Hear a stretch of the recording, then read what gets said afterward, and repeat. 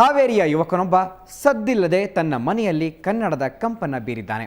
Computer science ಪದವೀಧರನಾದರೂ ಮನೆ ತುಂಬ ಇರೋದು ಮಾತ್ರ ಕನ್ನಡದ ಪುಸ್ತಕಗಳು. ಈತನ ಕನ್ನಡ ಪ್ರೀತಿಯ ಕುರಿತು ಒಂದು ವರದಿ ಇಲ್ಲಿದೆ.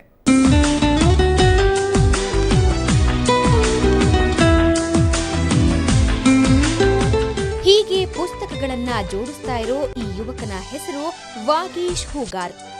ಹಾವೇರಿ ನಗರದ ನಿವಾಸಿಯಾದ ಈತ ಕಲಿತದ್ದು ಡಿಪ್ಲೊಮಾ ಕಂಪ್ಯೂಟರ್ ಸೈನ್ಸ್.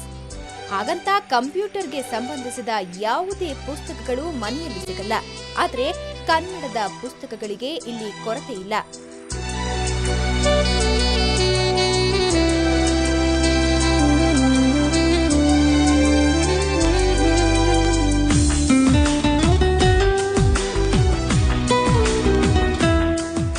ಗ್ರಂಥಾಲಯಕ್ಕೆ ಹೋಲಿಸಿದ್ರೆ ನಿಮಗೆ ಕನ್ನಡ ಸಾಹಿತ್ಯ, ಚರಿತ್ರೆ, ಇತಿಹಾಸ, ಕನ್ನಡದ ಕಣ್ಮಣಿಗಳ ಪುಸ್ತಕಗಳು ಸಿಗದೇ ಇರಬಹುದು. ಆದ್ರೆ ಈತನ ಮನೆಯಲ್ಲಿ ಇವೆಲ್ಲವೂ ಸಿಗುತ್ತೆ. ಯಾವುದೂ ಇಲ್ಲ ಅನ್ನುವ ಮಾತೇ ಇಲ್ಲ. ಅಷ್ಟೊಂದು ಕನ್ನಡದ ಪುಸ್ತಕಗಳನ್ನ ಸಂಗ್ರಹಿಸಿದ್ದಾರೆ. ಮನೆಯನ್ನೇ ಕನ್ನಡ ಗ್ರಂಥಾಲಯವನ್ನಾಗಿಸಿದ್ದಾನೆ. ಮನೆಯ ತುಂಬಾ ಪುಸ್ತಕಗಳದ್ದೇ ರಾಶಿ. ಕನ್ನಡ ಭಾಷೆ, ಕನ್ನಡದ ಕವಿಗಳು ಬರೆದ ಪುಸ್ತಕಗಳು ಎಲ್ಲವೂ ಇಲ್ಲಿ ಸಿಗುತ್ತವೆ.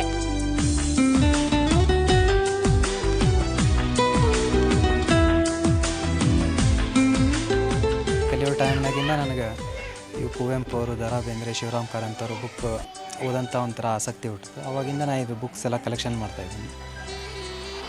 ನನ್ನ ಹತ್ರ ಈಗ ಜ್ಞಾನಪೀಠ ಪ್ರಶಸ್ತಿ ಉಳ್ಳಂಥವ್ರು ಎಲ್ಲರ ಪುಸ್ತಕಗಳು ಇವೆ. ಸುಮಾರು 15 ವರ್ಷಗಳ ಹಿಂದೆ ಕನ್ನಡದ ಬಗ್ಗೆ ಪ್ರೀತಿ ಬೆಳೆಸಿಕೊಂಡ ವಾಗೀಶ್ ಅಂದಿನಿಂದ ಇಂದಿನವರೆಗೂ ಎಲ್ಲಿ ಹೋಗಲಿ ಮೊದಲು ಹೋಗೋದು ಪುಸ್ತಕದ ಅಂಗಡಿಗೆ. ಅಲ್ಲಿ ಕನ್ನಡಕ್ಕೆ ಸಂಬಂಧಿಸಿದ ಯಾವುದೇ ಹೊತ್ತಿಗೆ ಕಂಡ್ರೂ ಅದನ್ನ ತೆಗೆದುಕೊಳ್ಳೋದು ಇವನಿಗೆ ಹವ್ಯಾಸವಾಗಿದೆ. ಹೀಗಾಗಿ ಮನೆಯಲ್ಲಿ ಸಾವಿರಾರು ಪುಸ್ತಕಗಳು ರಾಶಿಯಾಗಿವೆ.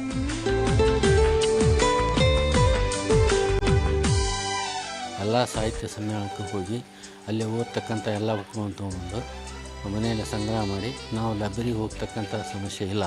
ಎಲ್ಲರೂ ಮನೆಯಲ್ಲೇ ಓದ್ಕೊಳ್ತೀವಿ.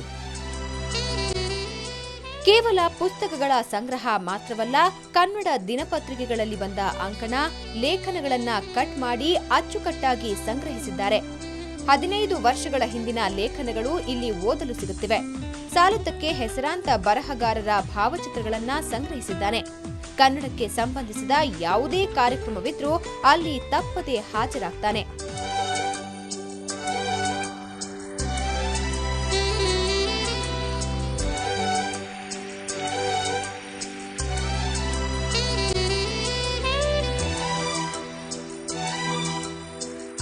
ಮನೆಯ ತುಂಬಾ ಕನ್ನಡದ ಕಂಪನ್ನ ಪಸರಿಸುವ ವಾಗೀಶ್ ಕನ್ನಡ ಪ್ರೇಮ ಎಲ್ಲರಿಗೂ ಮಾದರಿಯಾಗಿದೆ.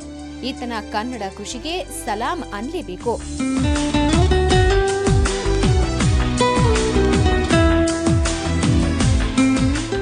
ಬಿಜಾಪುರದಲ್ಲಿ ತಿಂಡಿ ತಿನಿಸು ಮಾರ್ಕೊಂಡು ಹೊಟ್ಟೆ ತುಂಬಿಸ್ಕೊಳ್ತಾ ಇರುವಂತಹ ಅನೇಕ ರಾಜಸ್ಥಾನಿ ಕುಟುಂಬಗಳಿದ್ದಾವೆ. ತುತ್ತಿನ ಚೀಲಕ್ಕಾಗಿ ವಲಸೆ ಬಂದಂಥ ಇವರು ಕನ್ನಡಿಗರೇ ಆಗಿ ಹೋಗಿದ್ದಾರೆ. ಇವರ ಮಕ್ಕಳು ಕನ್ನಡಿಗರೇ ನಾಚುವಂತೆ ಕನ್ನಡವನ್ನು ಮಾತನಾಡ್ತಾರೆ, ಬರೀತಾರೆ ಮತ್ತು ಓದ್ತಾರೆ. ನಾವೆಲ್ಲರೂ ಒಂದೇ, ಈ ದೇಶವಿದ್ದರೂ ಭಾರತ ನಮಗೊಂದೇ, ಹಲವು ಕೊಂಬೆಗಳು ಚಾಚಿಕೊಂಡರೆ ಮರಕ್ಕ ಬುಡವಂದೇ, ಸಾವಿರ ನದಿಗಳು ಹೇಗೆ ಇದ್ದರೂ ಮರಕ್ಕ ಬುಡವಂದೇ, ಒಂದೇ ಒಂದೇ ಒಂದೇ ನಾವೆಲ್ಲರೂ ಒಂದೇ. ಹೀಗೆ ಕನ್ನಡ ಓದ್ತಾ ಇರೋ ಮತ್ತು ಕನ್ನಡದಲ್ಲಿ ನಿರರ್ಗಳವಾಗಿ ಮಾತನಾಡುವ ಈ ಮಕ್ಕಳ ಪಾಲಕರೇನು ಕರ್ನಾಟಕದವರಲ್ಲ. ತುತ್ತಿನ ಚೀಲ ತುಂಬಿಸಿಕೊಳ್ಳುವುದಕ್ಕೆ ಕುಟುಂಬ ಸದಸ್ಯರೊಂದಿಗೆ ರಾಜಸ್ಥಾನದಿಂದ ವಲಸೆ ಬಂದವರು. ಬಿಜಾಪುರ ನಗರದ ಮಠಗತಿ ಗಲ್ಲಿ ಸುತ್ತಮುತ್ತ ಇಂತಹ ಹಲವಾರು ರಾಜಸ್ಥಾನಿ ಕುಟುಂಬಗಳು ಕಾಣಸಿಗುತ್ತವೆ.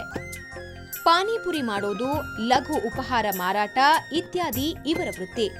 ಕರ್ನಾಟಕದಲ್ಲಿ ನೆಲೆಗೊಂಡು ದಶಕಗಳೇ ಕಳೆದಿರೋದ್ರಿಂದ ಇವರೂ ಸಹ ಕನ್ನಡಿಗರಾಗಿದ್ದಾರೆ.